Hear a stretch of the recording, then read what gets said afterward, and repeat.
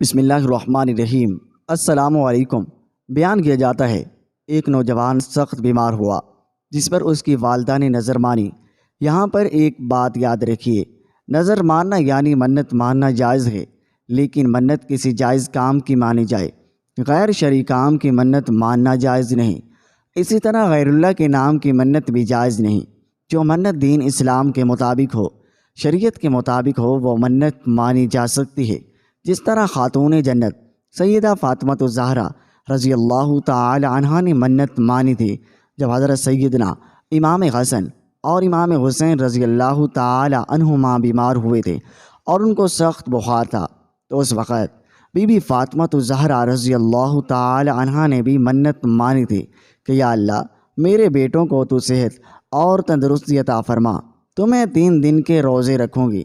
تو قادر و مطلق نے اللہ تبارک و تعالی نے امام حسن اور امام حسین رضی اللہ تعالی عنہما کو تندرستی عطا فرمائی، تو سیدہ فاطمہ الزہرا رضی اللہ تعالی عنہا نے 3 روزہ رکھ کر اپنی منت پوری فرمائی۔ تو بہرحال اس نوجوان لڑکے کی والدہ نے بھی منت مانی کہ یا اللہ اگر تو میرے بیٹے کو شفا عطا فرما دے تو میں 7 دن کے لیے دنیا سے نکل جاؤں گی۔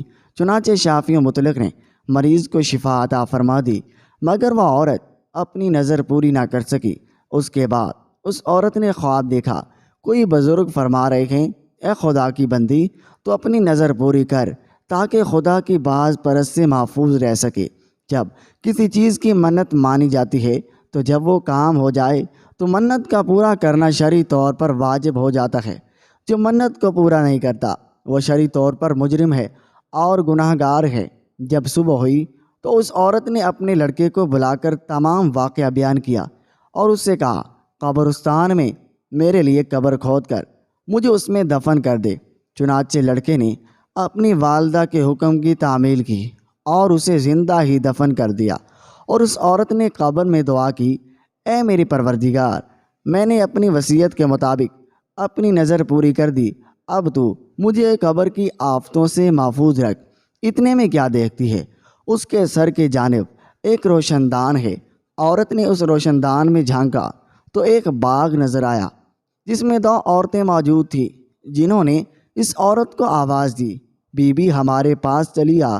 خدا کی قدرت سے وہ روشن دان کشادہ ہو گیا، جس سے نکل کر وہ عورت باغیچے میں ان دونوں عورتوں کے پاس جا پہنچی، اور وہاں پہنچ کر اس نے دیکھا باغ میں ایک پاکیزہ حوض ہے جس پر وہ دونوں عورتیں بیٹھی ہیں۔ اس عورت نے ان دونوں کے پاس پہنچ کر ان دونوں کو سلام کیا، لیکن ان میں سے کسی نے اس کے سلام کا جواب نہیں دیا۔ اس عورت نے ان سے پوچھا تم تو ابھی بات چیت کر رہی تھی، آخر میرے سلام کے جواب سے کیا معنی پیش آیا؟ اس کو ان دونوں عورتوں نے جواب دیا سلام تو اطاعت و بندگی ہے اور ہم یہاں اس سے روک دیے گئے ہیں۔ مطلب یہ ہے دنیا کا جہان ہے، یہ دارالعمل ہے، یہاں پر اعمال ہیں، یہاں انسان پابند ہے عبادت کا، لیکن جنت میں عبادت نہیں ہوگی۔ بہرحال اتنے میں یہ عورت کیا دیکھتی ہے، ان دونوں عورتوں میں سے ایک کے سر پر ایک پرندہ اپنے بازوؤں سے ہوا کر رہا ہے اور دوسری عورت کے سر پر ایک پرندہ اپنی چونچ مار رہا ہے۔ یہ دیکھ کر اس عورت نے پہلی عورت سے دریافت کیا تمہاری اس فضیلت کا سبب کیا ہے؟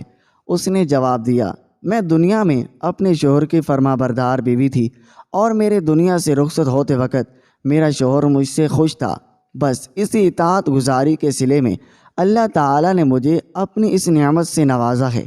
پھر اس نے دوسری عورت سے معلوم کیا بی بی آخر تمہارے اس سزا کا سبب کیا ہے؟